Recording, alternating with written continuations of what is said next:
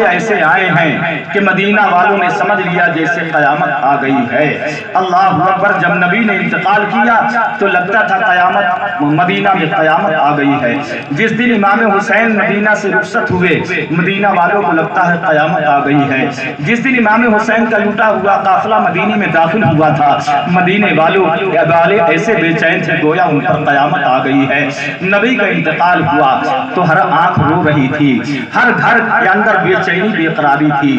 عائشہ صدیقہ رضی اللہ تعالیٰ عنہ رات بھر نبی کی قبر شریف پر بیٹھ کر کے آنسو بہایا کرتی تھی۔ سارے صحابہ رویا کرتے تھے، سب کا غم اپنی جگہ ہے، لیکن نبی کے وصال پر جو سیدہ فاطمہ زہرا کو غم ہوا وہ کسی کو غم نہیں ہوا۔ اللہ کی قسم صحیح حدیث سے ہے کہ نبی کے انتقال کے بعد سیدہ فاطمہ زہرا کا ہنسنا تو دور کی بات ہے، کسی نے مسکراتے ہوئے بھی نہیں دیکھا تھا۔ راتوں دن نبی کی جدائی میں روتی رہتی تھی۔ جب ایک دن شیر خدا رضی اللہ تعالیٰ نے دیکھا کہ یہ روتی رہتی ہیں تو سیدہ سے کہا کہ آج رات چلنا نبی محترم صلی اللہ علیہ وسلم کی قبر کی زیارت کرنے کے لیے، ہو سکتا ہے تمہارے دل کو سکون آ جائے۔ سارا مدینہ سو گیا۔ رات کے سناٹے میں شیر خدا نے سیدہ فاطمہ زہرا کو دیا اور گنبد خضرا اس وقت نہیں حجرہ عائشہ کی طرف بڑھے۔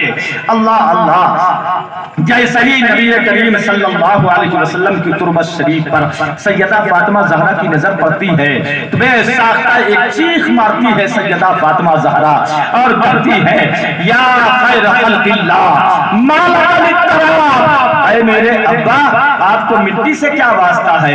یہ مٹی ہے، آپ تو اللہ کے نور سے پیدا ہوئے ہیں۔ اس کے بعد روتے روتے گھٹنے کے بل سیدہ فاطمہ زہرا نبی کی قبر شریف کے پاس بیٹھ گئی اور بے قراری کے عالم میں آنسوؤں کی چھاؤں میں نبی کی تربت سے تھوڑی سی مٹی اٹھاتی ہے اور اسے اپنی آنکھوں سے سجدہ لگاتی ہے اور اسے اپنی ناکوں سے لگاتی ہے، روتے ہوئے کہتی ہے ماذا علی من شمت تربت احمدہ اللہ یشم مد الزمان یا غواریا۔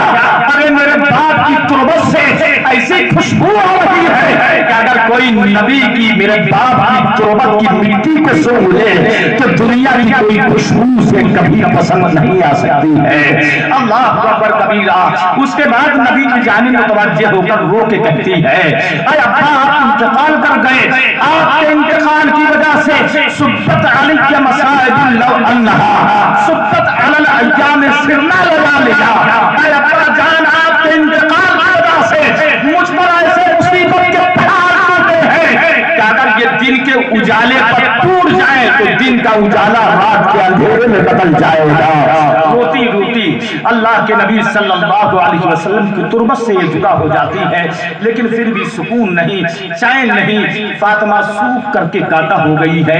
ایک دن کی بات ہے کہ شیر خدا رضی اللہ تعالیٰ عنہ گھر کے اندر داخل ہوئے تو کیا دیکھا، کیا آٹا گوندھا ہوا رکھا ہے، مٹی بھیگی ہوئی رکھی ہے، حسنین کریمین کے کپڑا سیدہ دھل رہی ہے، بدن کپ کپا رہا ہے۔ شیر خدا کی آنکھوں میں آنسو آ گئے کہ چلنے کی تاب نہیں ہے، مٹی کیوں بھگا رکھی ہے اور یہ کپڑے کیوں دھو رہی ہے، آٹا کیوں اپنے ہاتھ سے گوندھ لیا ہے، روزانہ تو یہ کام میں کیا کرتا تھا۔ شیر خدا کہتے ہیں اے میری شریک حیات، کیا ہوا، یہ مٹی کیوں گوندھی ہے، آٹا کیوں گوندھا ہے اور یہ کپڑے کیوں دھل رہی ہے؟ تو کہتے ہیں سیدہ نے رو کر کے کہا اے میرے سرکار، ھذا فراق بینی و بینک، اب میری آپ کی جدائی کی گھڑی بالکل قریب آ چکی ہے۔ شیر خدا نے کہا جدائی کی گھڑی قریب آ گئی ہے، کیسے معلوم ہو گیا؟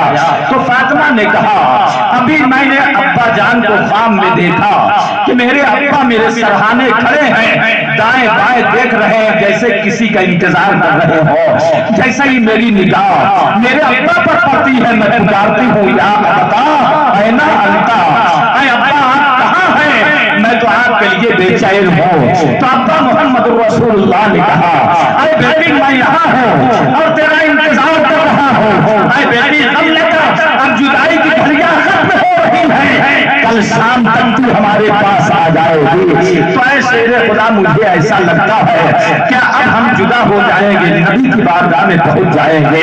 آقا اس لیے گونج رہی ہو کہ آخری مرتبہ اپنے ہاتھوں سے اپنے بیٹوں کو پکا کر کے روٹی کھلا دو۔ مٹی اس لیے بھگوئی ہے تاکہ اپنے بیٹوں کو اپنے ہاتھ سے نہلا دھلا کر ان کی زلفیں سنوار دو۔ کپڑا اس لیے دھو رہے ہو تاکہ میں ان کے کپڑے صاف ستھرے کر دوں۔ نمازوں میرے بعد کوئی کپڑا دھوئے گا کہ نہیں دھوئے گا، کوئی کھلائے گا میرے بچوں کو کہ نہیں کھلائے گا، کوئی دھیان رکھے گا کہ نہیں رکھے گا۔ اتنا سننا تھا سیدنا شیر خدا کی آنکھوں سے آنسو جاری ہو گئے اور کہا نبی کا غم کیا کم غم ہے جو سیدہ تم بھی جا رہی ہو، آئے میں اس صدمے کو برداشت نہیں کر پاؤں گا۔ شیر خدا رونے لگتے ہیں تو سیدہ نے کہا اے شیر خدا میرے جانے کے بعد رونا نہیں، اس لیے کہ تمہارے رونے کی وجہ سے حسنین کریمین کو دکھ ہوگا، ان کے دکھ سے میری روح پریشان ہو جائے گی۔ اللہ اللہ کیسی یہ گھڑیاں تھی۔ اس کے بعد سیدہ فاطمہ زہرا رضی اللہ تعالیٰ عنہا نے دونوں شہزادوں کو اور شہزادیوں کو نہلایا دھلایا، کپڑے پہنائے اور اس کے بعد روٹیاں پکائیں، اپنے ہاتھوں سے کھلایا۔ اس کے بعد کہا ابو بکر صدیق کی زوجہ اسماء بنت امیس کو بلا لائیے۔ سیدہ فاطمہ زہرا کے فرمان کے مطابق شیر خدا رضی اللہ تعالیٰ عنہ ہو گئے اور بلا لائے حضرت اسماء بنت امیس کو۔ شیر خدا رضی اللہ تعالیٰ عنہ بیٹھے ہوئے ہیں اور ارشاد فرما رہے ہیں سیدہ نبی سے میرا سلام کہنا۔ سیدہ بھی کہہ رہی ہے میرے بعد میرے بیٹوں کو مارنا نہیں، احساس یتیمی نہ ہونے دینا، اور اے علی تم میرے بعد میرے جنازے پر چیخ چلا کر کے ماتم نہ کرنا، میری قبر پر اے شیر خدا تم حاضری دیتے رہنا۔ اس کے بعد اپنے شہزادوں کو نہلایا پھلایا، سینے سے لگایا اور اس کے بعد اپنے بچوں کو بٹھا کے کہتی ہے بیٹو جاؤ باہر کھیل آؤ، میں نہیں کہہ سکتی کہ آنے والا کل تمہارے لیے کیسا دن ہوگا۔ سارے بچوں کو اپنے گلے سے لگایا، روتی جا رہی تھی۔ یہ رونا بتلا رہا ہے کہ سیدہ کی آنکھوں کے سامنے امام حسن کا زہر دینا سامنے تھا، امام حسین کی قربانی سامنے تھی۔ روتے روتے بچوں کو جدا کیا۔ شیر خدا بیٹھے ہوئے تھے، باہر چلے گئے۔ حضرت اسماء آئیں بیٹھی ہوئی ہیں تو شیر خدا سیدہ فاطمہ زہرا نے کہا اے اسماء مجھے اس چیز کی فکر ہے کہ جب میرا جنازہ جائے گا تو لوگ دیکھیں گے۔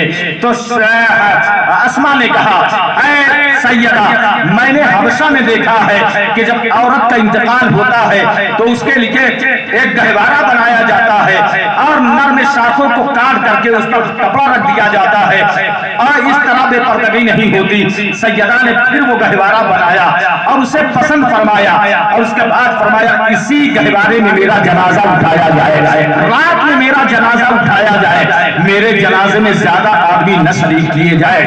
اس کے بعد فرمایا اے اسماء باہر چلی جا تاکہ میں تھوڑی دیر اپنے اللہ سے بات کر لوں۔ اسماء باہر چلی گئی، فاطمہ سجدے میں چلی گئی، اپنے رب سے رو رہی ہے، گڑگڑا رہی ہے، باتیں کر رہی ہے۔ تھوڑی دیر میں ہچکیاں چالو ہو جاتی ہیں، باہر تک آواز پہنچتی ہے، بے قرار ہو کر اسماء اندر داخل ہوتی ہے تو کیا کہتی ہے کان لگا کے سننے کے بعد کہ فاطمہ کہہ رہی ہے یا اللہ محمد رسول اللہ کا وعدہ، میرے بچوں کی حفاظت فرمانا، میری خطاؤں کا معاف فرمانا، یا اللہ امت محمدیہ کے گنہگار لوگوں کی بخشش فرما دینا۔ کہتے ہیں سیدہ اسماء بنت امیس کہتی ہے میں زاروں قطار رونے لگی۔ فاطمہ نے اپنا سر اٹھایا اور کہا میں نے کہا تھا کہ تم باہر چلی جاؤ۔ اسماء پھر باہر چلی جاتی ہے، سیدہ پھر سجدے میں ہے، رب سے باتیں اور مناجات کر رہی ہے، دعائیں کر رہی ہے۔ اسماء کہتی ہے تھوڑی دیر کے بعد وہ آواز آنا بند ہو گئی، میں گھبرا کر کے کمرے کے اندر داخل ہوئی، میں نے دیکھا سیدہ خاموش ہے، کوئی حرکت نہیں ہے، کوئی آواز نہیں ہے، تو میں نے پکارا یا پھر وقت رسول اے نبی کی آنکھوں کی ٹھنڈک اٹھیے، یا بنت مصطفیٰ اے شہزادی مصطفیٰ اٹھیے، لیکن فاطمہ نہیں اٹھی۔ میں برقرار ہو کر ان کے بدن سے جب چادر ہٹائی تو میں نے گمان کیا لگتا ہے سیدہ فاطمہ زہرا کا انتقال ہو گیا ہے۔ میں نے اپنے قدموں پر اپنے سر کو رکھ دیا تو میں نے دیکھا سیدہ کا بدن ہلنے لگا، सैयदा ने आंखें खोली और फरमाई थी आवाज में, आखिरी जुमला ये कहा था, अस्मा मैं जा रही हूँ, अगर मेरे बाप मोहम्मद रसूलुल्लाह के पास जाना तो कहना सैयदा ने ऐ बाप को सलाम भेजा है, ये कहा और कलमा शरीफ ज़बान पाक पर जारी हुआ, आपका रिसाले पर मलाल हो जाता है। इन्ना लिल्लाहि व इन्ना इलैहि राजिऊन। रात के अंधेरे में सैयदा का जनाजा उठाया जाता है। मुख्तसर से लोग सैयदा के जनाजे में शरीक होते हैं, जिसमें हजरत अब्बास थे, हजरत उस्मान थे, हजरत अबू बकर सिद्दीक थे, हजरत शेर खुदा थे, हजरत जुबैर थे, यही कुछ लोग थे। और यही कुछ लोगों ने सैयदा फातिमा ज़हरा रज़ी अल्लाह ताला अन्हु की मिट्टी देने के लिए जन्नतुल बकी शरीफ में गए। आज की नमाज जनाजा के ताल्लुक से इख्तिलाफ है। सबसे पहली और अच्छी रिवायत ये है कि सैयदा की नमाज जनाजा शेर खुदा ने पढ़ाई है। दूसरी रिवायत ये है कि हजरत अब्बास ने पढ़ाई है जो सरकार के चचा थे। और तीसरी रिवायत ये है कि हजरत सैयदा फातिमा ज़हरा की नमाज जनाजा हजरत अबू बकर सिद्दीक रज़ी अल्लाह ताला अन्हु ने पढ़ाई है। और नमाज जनाजा पढ़ने के बाद आपको जन्नतुल बकी शरीफ के अंदर दफन किया गया है। अल्लाह तबारक व तआला महबूबा और सैयदा के तुरबत अनवर पर खूब खूब मूसलाधार बारिश फरमाए। दरूद पाक पढ़ें सैयदना मौलाना मुहम्मद इब्न हिल सकता है, सूरज पूरब से नहीं पश्चिम से निकल सकता है, लेकिन जुस्सदिया नहरवान से भाग नहीं सकता है। मुझको नबी ने उसको कत्ल की खबर दी है, यकीनन वो मारा गया होगा। देखो नबी के इल्म गैब पर कितना शानदार ईमान शेर खुदा का है। वो कहते हैं यकीनन वो मारा गया है, ढूंढो कहाँ है वो। कहते फिर से सहाबा ढूंढने लगे तो देखा ये 40 लाशों के अंदर दबा हुआ था। उसको फिर निकाला, शेर खुदा के कदमों में डाल दिया।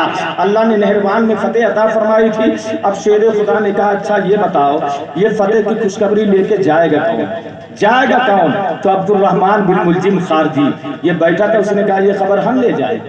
तो शेर खुदा ने कहा हाँ तू ही ले जाएगा, इसलिए कि तुझको अपना काम करना है ना। ये मिस्र का रहने वाला था। जब उस्मान गनी को कत्ल करने के लिए मदीना लोग आए तो मदीना आया था, ये भी आगे आगे था। फिर ये कूफा गया, शेर खुदा के लश्कर में मजबूरन शामिल हो गया। नबी ने इसकी खबर दिया था। आगे कहता हम ले जाएंगे। कहते शेर खुदा बैठे हैं, लोग आपके